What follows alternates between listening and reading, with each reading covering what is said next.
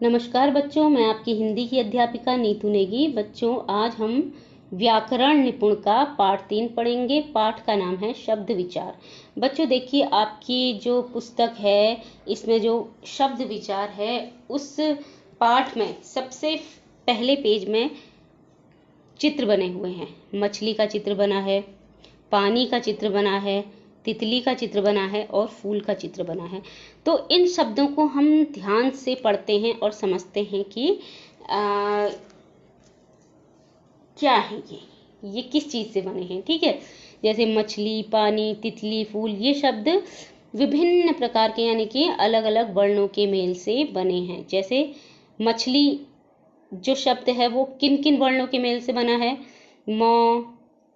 मौ में ओ का स्वर लगा है, फिर छ है, फिर ओ का स्वर लगा है इसमें, फिर लौ है, फिर बड़ी ई का स्वर लगा हुआ है। यानी कि मछली में कितने स्वर और व्यंजन हैं, कितने वर्ण हैं?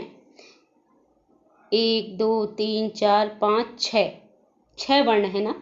वैसे हमको दिखने में म छ ली 3 अक्षर दिखाई दे रहे हैं, लेकिन जो उनके अंदर जो छुपे हुए स्वर हैं वो कितने हैं? स्वर और व्यंजन मिला के, पूरे मिला के स्वर और व्यंजन को यदि हम मिलाएं तो पूरे 6 जो है वर्णों से यह शब्द बना है। उसी प्रकार से बच्चों पानी, प, आ, न, ई, फिर तितली, त में छोटी ई की मात्रा लगी हुई है, यानी कि कौन क्या है? स्वर ई का स्वर है, छोटी ई का स्वर है। फिर त, ओ का स्वर है, फिर ल, फिर ई, बड़ी ई का स्वर है। ठीक है, तो तितली बन गया। इसी प्रकार से फूल, फ में बड़ा ऊ की मात्रा लगी है, फू, फिर ल, फिर अ वर्ण लगा हुआ है ना। तो इसी प्रकार से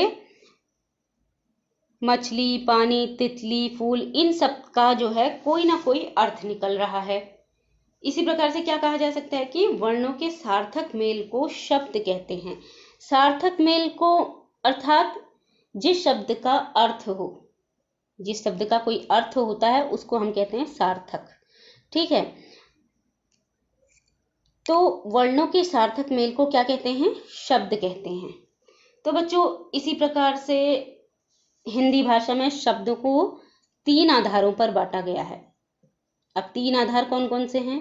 एक तो उत्पत्ति के आधार पर, बनावट के आधार पर, प्रयोग के आधार पर। उत्पत्ति के आधार पर मतलब कि उनका जो जन्म हुआ है। ठीक है, अब जन्म के आधार पर भी इसको 4 भागों में बांटा गया है। जन्म के आधार पर 4 भागों में कैसे, क्या क्या भेद हैं इसके? पहला है तत्सम शब्द, दूसरा तद्भव शब्द, तीसरा देशज शब्द और चौथा विदेशी शब्द। अब तत्सम शब्द किसको कहते हैं बच्चों? तत्सम शब्द वे होते हैं जो कि हमारे पुराने जमाने में प्रयोग किए जाते थे, जो शब्द जो कि संस्कृत भाषा से लिए जाते हैं। ठीक है, अब तत्, धन, सम। अब तत्सम शब्द किस शब्द से मिलकर बना है? तत् और सम शब्द से बना है। तत् का अर्थ है उसके तथा सम का अर्थ है समान, यानी कि उसके समान। संस्कृत के वे शब्द जो हिंदी में बना बिना किसी परिवर्तन के प्रयोग में लाए जाते हैं, यानी कि संस्कृत के हमारे आपको पता ही होगा कि हमारे भारत में पहले संस्कृत भाषा बोली जाती थी, लेकिन फिर धीरे धीरे उन भाषाओं को दूसरी भाषा में परिवर्तित कर दिया गया। संस्कृत के नामों को दूसरी भाषाओं में बोला जाने लगा, तो उसी को हम क्या कहते हैं? तद्भव कहते हैं। और संस्कृत को जैसे का तैसा जिन शब्दों को हम बोलते हैं, यानी कि जिन संस्कृत के शब्दों को परिवर्तन नहीं किया गया, परिवर्तित नहीं किया गया, उसको हम तत्सम शब्द कहते हैं। जैसे दुग्ध, दुग्ध क्या है? दुग्ध का तद्भव शब्द यानी कि आजकल जो बोला जाता है वो होता है दूध। ठीक है, रात्रि, रात्रि का मतलब है रात, जो हम लोग आजकल बोलते हैं। जल, कवि, गुरु, फल आदि जो ये पुराने शब्द हैं, जो संस्कृत के शब्द हैं, उनको हम तत्सम शब्द बोलते हैं। अब दूसरा है बच्चों तद्भव। यह शब्द तद, धन, भव शब्द से बना है। इसका अर्थ क्या होता है? उससे पैदा हुआ, यानी संस्कृत के जो शब्द कुछ बदलकर या बिगड़कर हिंदी भाषा में प्रयोग किए जाते हैं, संस्कृत के शब्द जो अब बदलकर हिंदी भाषा में प्रयोग किए जाते हैं उनको तद्भव कहते हैं। ठीक है, वे क्या कहलाते हैं? तद्भव शब्द कहलाते हैं। जैसे दूध, दूध का संस्कृत रूप अभी हमने बताया था दुग्ध, यानी कि तत्सम शब्द। रात का रात्रि, अग्नि का आग का अग्नि, आम का आम्र आदि ना। तो तद्भव शब्द क्या होते हैं? जो हम आजकल हिंदी भाषा में प्रयोग करते हैं उनको तद्भव शब्द कहते हैं। उसी प्रकार से बच्चों देशज शब्द, गौ हमारा है देशज शब्द। अब देशज शब्द क्या होते हैं? जो शब्द भारत के भिन्न भिन्न क्षेत्रों में आम बोलचाल की भाषा से हिंदी में आए हैं वे देशज शब्द कहते हैं। जैसे पगड़ी, थैला, डिबिया, ये सब क्या है? देशज शब्द। आम बोलचाल की भाषा से हिंदी में जो आए हैं उनको देशज शब्द बोलते हैं। उसी प्रकार से विदेशी शब्द होते हैं। चौथा हमारा क्या है? उत्पत्ति के आधार पर विदेशी शब्द है। विदेशी शब्द, भारत में हजारों सालों से विदेशी आते रहे हैं। हजारों सालों से बच्चों भारत में विदेशी आते रहे हैं। इस संपर्क की वजह से ही विदेशी भाषा के हजारों शब्द हिंदी भाषा में आ गए। ये शब्द विदेशी शब्द कहलाते हैं। जो विदेशी लोग हमारे भारत में आए और फिर हम भी उनकी थोड़ी थोड़ी भाषा उसी तरीके की करने लगे, वही शब्द हम बोलने लगे, तो उनको विदेशी शब्द कहते हैं। आप विदेशी कौन कौन है? जैसे अरबी लोग आए, अरब के लोग आए, अंग्रेजी लोग आए, तो अरबी और अंग्रेजी शब्दों का हमारी भाषा में प्रयोग किया जाने लगा। अब अरबी का क्या है? जैसे इनाम, कलम, खत, वकील, औरत, मकान, ये शब्द जो हैं क्या है? अरबी शब्द हैं। और अंग्रेजी शब्द school, telephone, car, ticket, radio, board, pen, station, cinema आदि, ये सब हैं अंग्रेजी शब्द। ठीक है, तो वैसे हमें समझ में आ जाता है कि हमारे अपने संस्कृत के शब्द, तद्भव शब्द, देशज और विदेशी शब्द कौन कौन से हैं, तो उन्हें हमें पहचानना बहुत आवश्यक है। ठीक है, तो इसी प्रकार से कुछ तत्सम शब्द दिए हैं, तद्भव शब्द दिए हैं ना, तो आप लोग इन सबको याद करिएगा ताकि आप लोगों को भी समझ में आ सके। जैसे तत्सम और तद्भव आपकी पुस्तक में दिया गया है। सर्प, ग्राम, निंद्रा, अश्रु, कृषक, ये सब तत्सम शब्द हैं। अब सर्प का तद्भव क्या है? सांप है। ग्राम का गांव है, निंद्रा का नींद है, अश्रु का आंसू है, कृषक का किसान है। यानी कि तत्सम वे शब्द हैं जो कि संस्कृत भाषा से लिए गए हैं, जो कि पुराने जमाने में हम लोग बोला करते थे। संस्कृत के शब्द होते हैं तत्सम शब्द। सीधी भाषा में हम लोग तत्सम किसको कहेंगे? जो संस्कृत भाषा से लिए गए। और तद्भव जो आजकल की भाषा के में यूज होते हैं, जो प्रयोग किए जाते हैं, उनको तद्भव शब्द कहते हैं। ठीक है,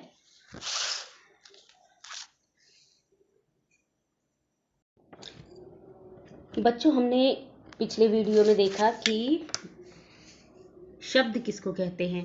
वर्णों के सार्थक मेल को शब्द कहते हैं। उसके बाद हमने पढ़ा कि हिंदी भाषा में शब्दों को 3 आधारों पर बांटा गया है। उत्पत्ति के आधार पर, बनावट के आधार पर और प्रयोग के आधार पर। उत्पत्ति के आधार पर बच्चों हम लोगों ने शब्द के भेद पढ़े थे, जिसमें कितने शब्द भेद थे? 4 शब्द भेद थे। तत्सम शब्द, तद्भव शब्द, देशज शब्द और विदेशी शब्द। बच्चों आज हम शब्दों के दूसरे आधार को पढ़ेंगे। ठीक है, अब दूसरा भाग क्या है इसका? बनावट के आधार पर शब्द भेद। बनावट के आधार पर शब्द भेद भी बच्चों के भी 3 भेद हैं। क्या क्या हैं? रूढ़ शब्द, यौगिक शब्द और यौगिक रूढ़ शब्द। बनावट के आधार पर जो शब्द भेद हैं बच्चों क्या है? रूढ़ शब्द, यौगिक शब्द और योग रूढ़ शब्द। सबसे पहले हम पढ़ते हैं रूढ़ शब्द। बच्चों रूढ़ शब्द क्या होते हैं? रूढ़ का मतलब होता है बच्चों प्रसिद्ध होना, जो अपने आप में ही प्रसिद्ध है। जैसे जो शब्द किसी अन्य शब्द के मेल से न बने, जो शब्द किसी अन्य शब्द के मेल से न बने हों और जिनका खंड न किया जा सके। इन शब्दों का खंड करने पर खंडों का कोई अर्थ नहीं निकलता है, यानी कि खंड अगर हम करेंगे इन शब्दों का, इन रूढ़ शब्दों का, तो उसका कोई अर्थ नहीं निकलेगा। ठीक है, तो वे शब्द रूढ़ शब्द कहलाते हैं। जैसे दाल, घर, जल आदि ना, इन शब्दों का हम जो अलग अलग खंडन नहीं कर सकते हैं, तो ये अपने आप में ही एक अलग शब्द है, अपने आप में ही प्रसिद्ध हैं ये शब्द ना। तो क्या होते हैं रूढ़ शब्द?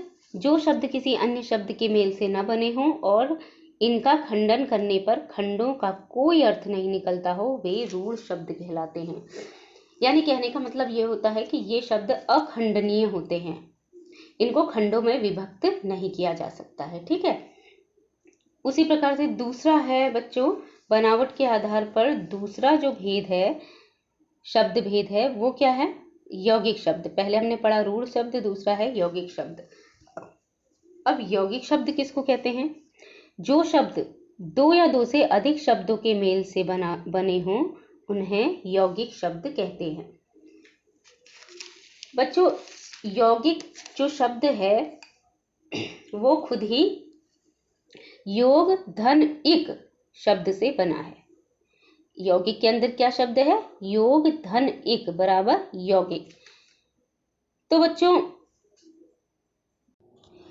बच्चों कहने का अर्थ यह है कि वे शब्द जिनका निर्माण दो या दो से अधिक शब्दों के योग से होता है, उसे यौगिक शब्द कहते हैं। दो या दो से अधिक शब्दों के योग से होता है, उसको क्या कहते हैं? यौगिक शब्द कहते हैं उन शब्दों को।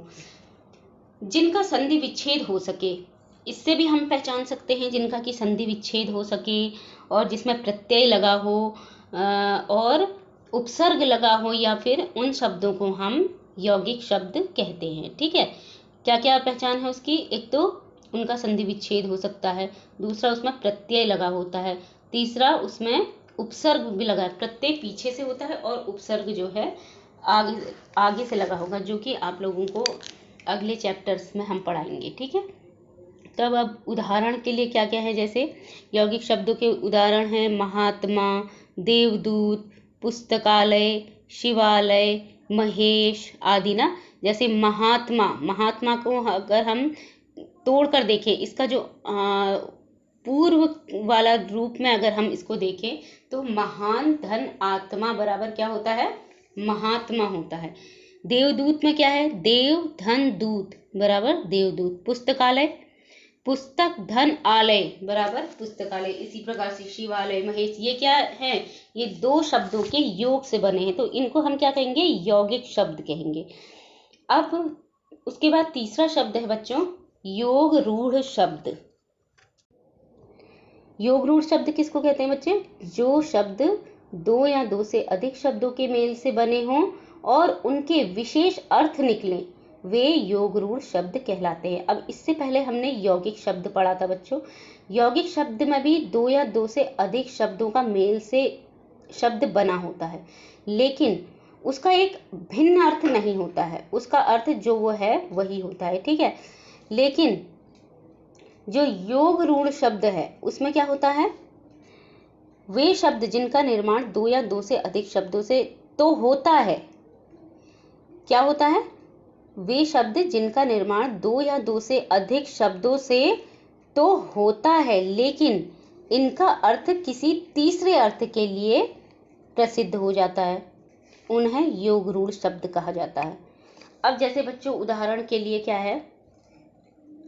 पंकज, पंख का मतलब होता है कीचड़ और अज का मतलब होता है जन्मा। कीचड़ में जन्मा हुआ, कीचड़ में जन्मा हुआ क्या है? अर्थात कमल।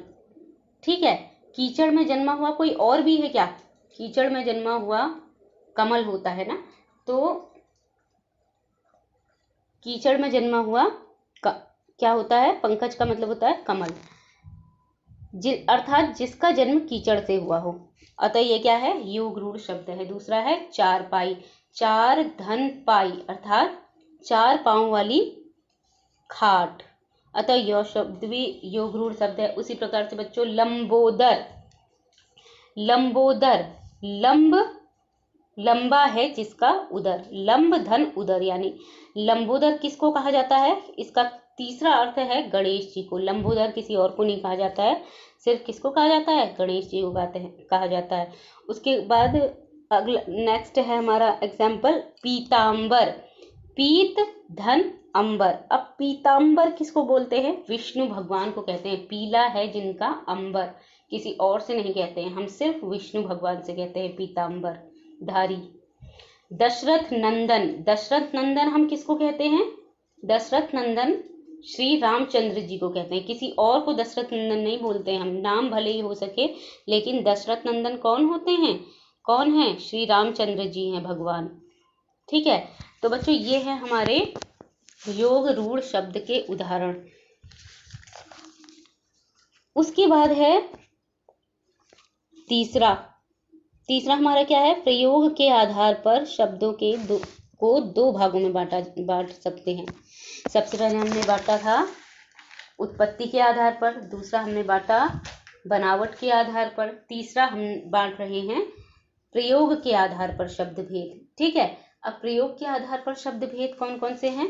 दो हैं, विकारी शब्द और अविकारी शब्द। अब विकारी शब्द अविकारी शब्द किसको कहेंगे, हम ये आपको समझाते हैं। ठीक है बच्चों, विकारी शब्द वे होते हैं जो लिंग, वचन, कारक, काल, पुरुष के आधार पर जिन शब्दों का रूप बदल जाता है या उनमें विकार आ जाता है। विकार मतलब परिवर्तन आ जाता है, उन्हें हम विकारी शब्द कहते हैं। ठीक है, इस प्रकार से बच्चों हम कह सकते हैं कि विकारी शब्द वे होते हैं जिन्हें किसी वाक्य में प्रयोग करने पर इनके रूप बदल जाते हैं। अगर हम इनका वाक्य प्रयोग करते हैं या कोई भी वाक्य हम बनाते हैं, वाक्य प्रयोग करना मतलब कि कोई शब्द का प्रयोग करना, कोई शब्द बीच में हो और उसका पूरा वाक्य बनाना। ठीक है, अगर ये कोई भी शब्द ये शब्द अगर वाक्य में आते हैं तो उनका रूप बदल जाता है। ठीक है, विकारी शब्दों का। विकारी शब्द वे होते हैं जिन्हें किसी वाक्य में प्रयोग करने पर इनके रूप बदल जाते हैं। जैसे क्या होगा? बालक स्कूल जाते हैं, बालक स्कूल जाते हैं, बालकों को किताबें मिली। अब देखिए, बालक और बालकों दोनों अलग अलग रूप में प्रयोग किए जा रहे हैं। बालक स्कूल जाते हैं, ठीक है, उसके बाद फिर बालकों को किताबें मिली। यहाँ पर बालक था, यहाँ पर हमने प्रयोग किया बालकों। उसके बाद फिर लड़की खेलती है, यहाँ पर हमने लड़की प्रयोग किया और उसके बदले खेलती है। उसके बाद फिर दूसरे शब्द में हमने क्या लिखा? लड़कियां खेलती हैं। उसी प्रकार से कुत्ता का क्या हो जाए? कुत्ता, कुत्ते, कुत्तों। ये देखिए, मैं, मुझे, हमें इत्यादि शब्दों का रूप वाक्य में प्रयोग करने के बाद वाक्यों के काल, लिंग, वचन, कारक इत्यादि के अनुसार बदलते हैं। इसे ही हम क्या कहते हैं? विकारी शब्द कहते हैं। जैसे और उदाहरण अगर मैं दूं तो जैसे पहला वाक्य मैं बोलती हूँ, जैसे राजस्थान एक अच्छा राज्य है, और दूसरा वाक्य क्या है? यहाँ सब अच्छे लोग रहते हैं। पहला तो हमने अच्छा प्रयोग किया, उसके बाद फिर अच्छे लोग, अच्छे प्रयोग किया ना। यहाँ इन दोनों वाक्यों में अच्छा शब्द के दो अलग अलग रूप। एक तो पहला हमने अच्छा शब्द पढ़ा, अच्छा राज्य है। दूसरा हमने कैसे प्रयोग किया अच्छा को? अच्छे और अच्छे हैं। अच्छा और अच्छे दो अन्य शब्दों में हम लोगों ने प्रयोग किया। ठीक है, विकारी शब्दों को संज्ञा, सर्वनाम, विशेषण और क्रिया 4 भागों में बांटा गया है। तो आप लोगों को समझ में आया होगा बच्चों कि विकारी शब्द क्या होते हैं। विकारी शब्द वे होते हैं जिनका हम वाक्य में प्रयोग जब करते हैं तो उनका रूप जो है बदल जाता है। ठीक है, लिंग, वचन, कारक, काल, पुरुष के आधार पर जिन शब्दों का रूप बदल जाता है या जिनमें विकार यानी परिवर्तन आ जाता है, उन्हें ही हम क्या कहते हैं? विकारी शब्द कहते हैं। उसके बाद ख है बच्चों, यानी दूसरा है अविकारी शब्द। अविकारी शब्द क्या होता है बच्चों? लिंग, वचन, पुरुष, कारक आदि के आधार पर जिन शब्दों के रूप नहीं बदलते हैं, अर्थात जिनमें कोई विकार यानी परिवर्तन नहीं आता, उन्हें अविकारी शब्द कहते हैं। हमने विकारी शब्द पढ़ा। विकारी शब्द में परिवर्तन हो जाता है किस किस के आधार पर? लिंग, वचन, पुरुष, कारक आदि के आधार पर इन शब्दों में परिवर्तन हो जाता है, उन्हें विकार यानी कि विकार उत्पन्न हो जाता है, उनको विकारी शब्द कहते हैं। और अविकारी शब्द वे होते हैं जिनमें परिवर्तन नहीं होता है, यानी इनका रूप नहीं बदलता है किसी भी हालत में, ठीक है, वे अविकारी शब्द कहलाते हैं। जैसे और, एवं, तथा, हाय, तेज, धीरे धीरे आदि। तो अब हमने जैसे वहाँ पे उदाहरण दिया था, हमने उदाहरण उस वाले पेज में हमने उदाहरण लिया था कि बालक स्कूल जाते हैं। विकारी शब्द में हमारा क्या उदाहरण था? बालक स्कूल जाते हैं। और दूसरा उदाहरण हमारा है जब वो परिवर्तन किया हमने, परिवर्तन करके क्या बना था कि बालकों को किताबें मिली। अब यहाँ पे जो है हमने देखा कि बालक का तो बालकों हो गया, बालक स्कूल जाता है, बालकों को किताबें मिली, लेकिन अब हम ये जो और, एवं, तथा, हाय, तेज, धीरे धीरे, इनमें विकार कैसे उत्पन्न कर सकते हैं? ये इसलिए ये शब्द नहीं बदलते हैं, ये शब्द जैसे के तैसे लिखे जाते हैं, ठीक है। तो क्या समझे कि विकारी शब्द वे होते हैं जिनका रूप किसी भी वाक्य में प्रयोग करने पर नहीं बदलता है। जब हम कोई वाक्य बनाते हैं तो इन वाक्यों का रूप नहीं बदलता है। ये ऐसे शब्द होते हैं जिनका रूप काल, लिंग, वचन और कारक के आधार पर नहीं बदलता। अविकारी शब्द के उदाहरण मैं अगर बताऊं आप लोगों को, तो जैसे किंतु, यहाँ, नित्य, और, एवं, तथा, हाय, तेज, ये सब कुछ हैं, ठीक है। तो बच्चों क्या है विकारी और अविकारी शब्द? विकारी शब्द का रूप वाक्य प्रयोग करते समय परिवर्तित हो जाता है, और वहीं दूसरी ओर अविकारी शब्द का रूप परिवर्तन नहीं होता है, ठीक है।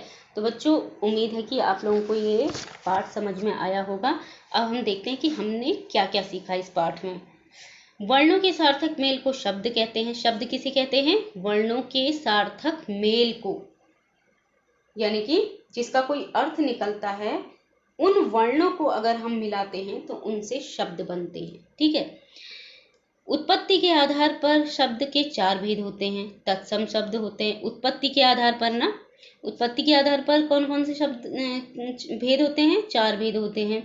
तत्सम शब्द, तद्भव, देश और विदेशी। और उसके बाद फिर संस्कृत के वे शब्द जो हिंदी में बिना किसी परिवर्तन के प्रयोग किए जाते हैं, उनको तत्सम शब्द कहते हैं। और संस्कृत के वे शब्द जो कुछ बदलकर हिंदी भाषा में प्रयोग किए जाते हैं, उन्हें तद्भव शब्द कहते हैं।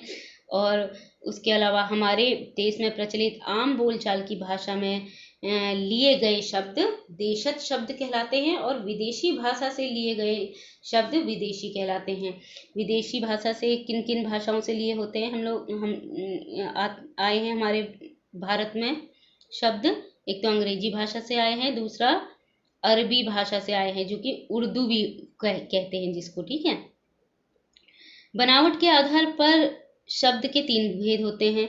एक तो रूढ़ शब्द, यौगिक शब्द और योग रूढ़ शब्द। उसके बाद प्रयोग के आधार पर शब्द हैं। शब्द के 2 भेद हैं, विकारी और अविकारी शब्द। तो बच्चों इसी के साथ हमारा पाठ 3 शब्द विचार यहीं पर समाप्त होता है। मिलते हैं अगले पाठ में, तब तक के लिए नमस्कार।